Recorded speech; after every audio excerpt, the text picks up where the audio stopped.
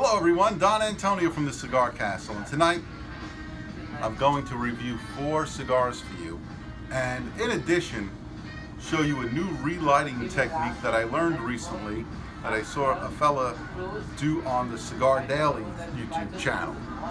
So let's start off with the Onyx for a relight. So you can see here my cigar went out. So this happens to all of you at some point while you're smoking a cigar. So what I like to do is to get a clean burn right on the relight so I don't foul my palate. That's what it's all about for me. So first thing I like to do, if you have the scissors, this is great if you want to come in, Joe. I like to go on this angle here where I'm from the center out towards the edge.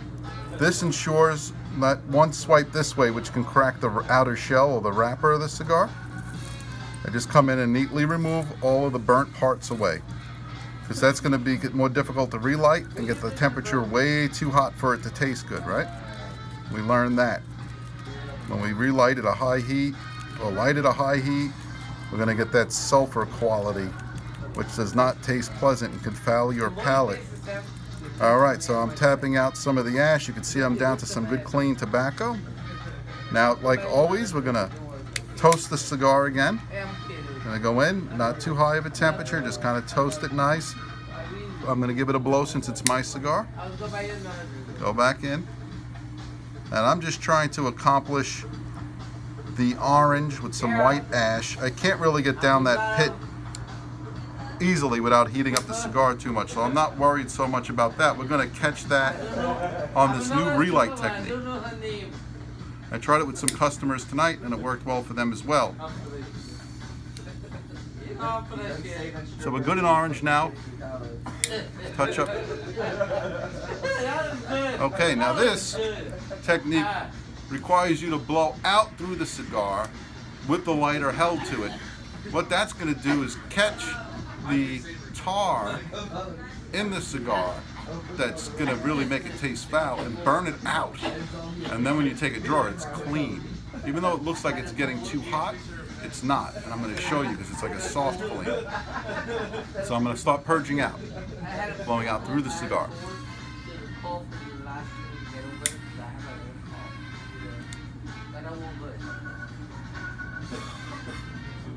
Hey, what the fuck are you all doing here? Look at that.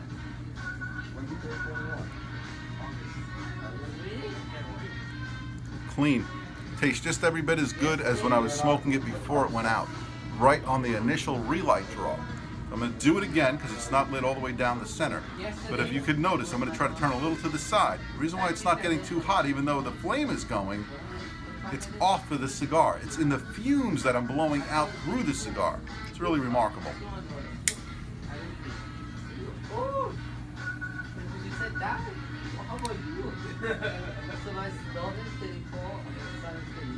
You can see the flame went out there rather quickly because there's no tar left to burn. So we know that we're good. So, perfect and delicious. So, this cigar is my first review of the 4 tonight in this one video. This is the Onyx, which I'm smoking through tonight. It has a Connecticut Maduro broadleaf wrapper, and it has Dominican, Nicaraguan, and Peruvian leaves in the filler and binder. Now, it didn't specify which one of those components was in the binder, but it makes for a really good smoke. So in this smoke, it started off, I have to admit, kind of boring. It was flat, straight kind of tobacco, a little bit of the richness from the fermented tobacco being a Maduro. But as I got more to the halfway point, that's when some real leather notes, very pronounced, started to come through. And as I smoked through the middle of the cigar and got past the halfway point, a bit of a coconut string note in the background appeared. Not very strong, but it was there, and it was definitely coconut, which is the second time that's happened to the Don in the last 2 weeks. If you remember, I had reviewed another cigar where I had gotten that in one of the archetype cigars. So if you see the Onyx out there and you enjoy Maduros, I would say it's definitely worth a try, but it did not crack my top 5 Maduros, which will have to be another video. Okay, now some cigars that I smoked through recently in this past week that I wanted to review for you. Earlier tonight, the first cigar that I had was the Prohibition by Rocky Patel, and this is the Mexican version. He also has a Pennsylvania broadleaf out there, so don't confuse the two. This has a white band. The Pennsylvania broadleaf has a brown band with white lettering. This cigar, spicy, with a lot of strength. I'd call it full-flavored cigar and a full-strength cigar. The Don, a little woozy, a little bit of a buzz off of this cigar. Which, hey, the Don never complains about that. Okay, that's the second review. We have 2 more to go. Now, this cigar was given to me by the rep for Oscar Valladares. And I smoked it back then, many months ago, and then I smoked it again last week because I remember how great it was. Now this one was rolled by Byron Duarte, who's another blender over with Oscar Valladares at Valladares Tabacalera. And this is a My Way cigar. Now, maybe the Don did it his way, but Byron Duarte definitely did it his way, my way. And look at this cigar with a rough finish on it. Just that classic Oscar Valladares marketing. They took the wrapper leaf, and instead of putting it on the outer shell clean finish, they put it on inside out to show you the rough finish. Kind of doesn't look like the rest of the cigars in the humidor, so it helps to differentiate it. Just like the leaf by Oscar, which was wrapped in a whole tobacco leaf instead of cellophane, and then you have the Habano that Oscar makes, which is the very best Habano that Don has smoked so far, and that has a candela sleeve on it. So very different appearance on the shelves, and Oscar does that well, but he even makes cigars better than he markets, which is saying something. And last, but certainly not least, it's the 4th in the series of Viajes pepper cigars. If you remember, originally he had come out with a jalapeno. It was fantastic, the spiciest cigar I had ever smoked, until he came out with the ghost pepper. Then that was the spiciest. Then he follows it up with the Carolina Reaper, the spiciest of them all. If you remember, Joe and I reviewed that cigar together, and Joe the Show is my cameraman tonight.